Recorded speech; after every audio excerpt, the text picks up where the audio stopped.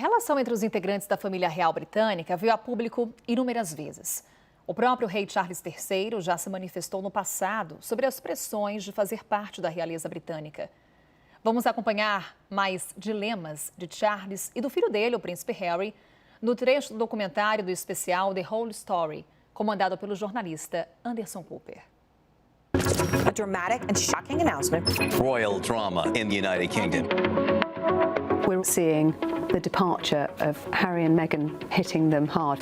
To see this institutional gaslighting is extraordinary. People were very excited that perhaps the royal family was reflecting a multicultural country. But even when it is in their interest, clearly, blatantly in their interest to use this couple to promote their agenda, still can't do it. I think that is a huge missed opportunity. Is there any way to get some of that opportunity back? It's difficult to say. Look, they're not a nuclear family. They're, to some extent, a thermonuclear one. In the 3 years since Harry and Meghan announced they were stepping back from their royal duties, Buckingham Palace has been blindsided by Prince Harry and Meghan Markle's announcement that they are quitting their royal roles. the spotlight on this family has only grown. There's a conversation about how dark your baby is going to be?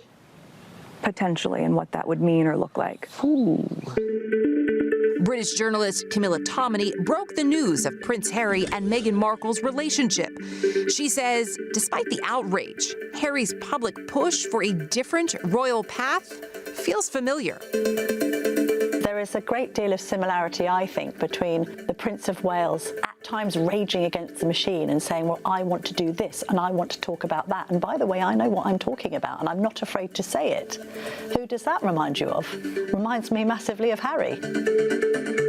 In his book, Spare, Harry writes that Charles had always been discouraged from hard work, he told me. He'd been advised that the heir shouldn't do too much, shouldn't try too hard for fear of outshining the monarch, but he'd rebelled. Is Charles a rebel? Does anyone feel he is? I wouldn't call him a rebel. I think that he has developed a sense of self-awareness and gone at things in a different way, but I wouldn't say that I wouldn't call that rebelling. I think he'd like to see himself as a rebel and revolutionary. King Charles is not a rebellion, certainly not revolutionary. I wish he was, but I doubt he'll do anything to rock the boat. Charles had points when he was absolutely raging against the machine in exactly the same way Harry did. There are so many parallels. Prince Harry's new book makes it clear why there was no happily ever after for him if he stayed inside those palace walls.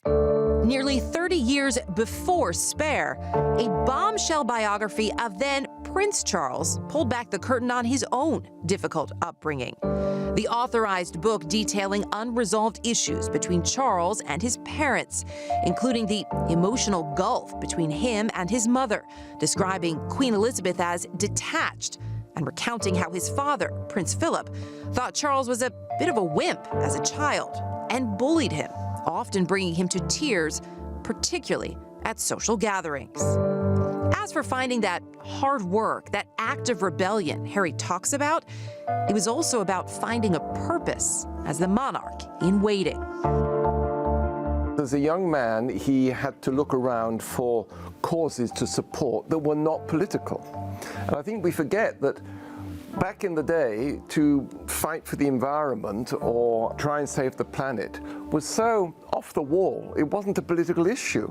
Even though he has his extremely obvious flaws, there is this general sense to which he has tried to make a difference in a genuine way, that when he talks about some of these causes, that he actually means what he's saying.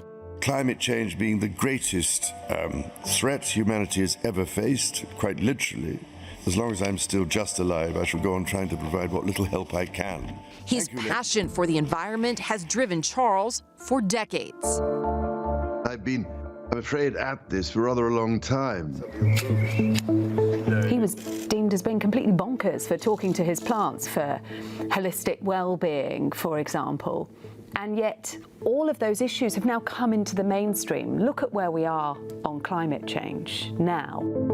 Elsa Anderson, Charles Anson, and Christina Kyriakou saw many of those moments and those issues up close during their time working for the royal family.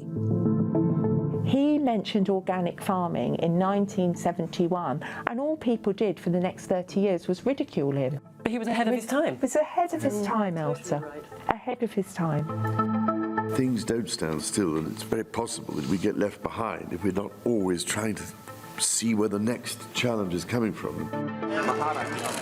I think there's a natural energy in someone like the king who is very proud and loves his country. He has a strong sort of sense of humanity as a whole.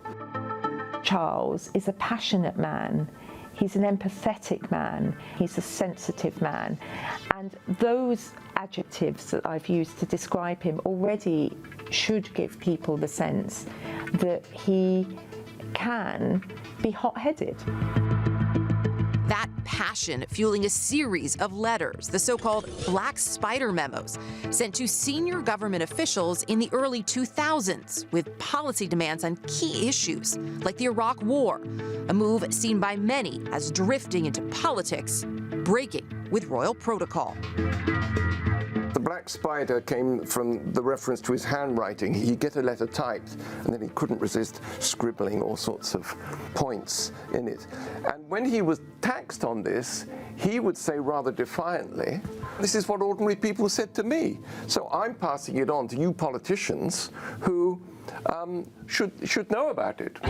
The man is legitimately a workaholic and has a kind of deeply philosophical, profound belief in work, like the Prince's Trust, which actually he sets up to try and help young people from disadvantaged backgrounds find work.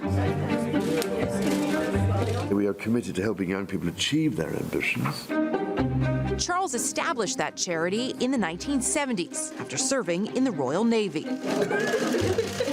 He set that up with his Navy severance pay, didn't he? £7,400 that he put into 21 community projects and has grown now in the form of the Prince's Trust, as we now know it, to support over 1 million disadvantaged young people, and among them the Hollywood actor Idris Elba. I came up in the Prince's Trust. I actually auditioned for a grant and they gave me a grant.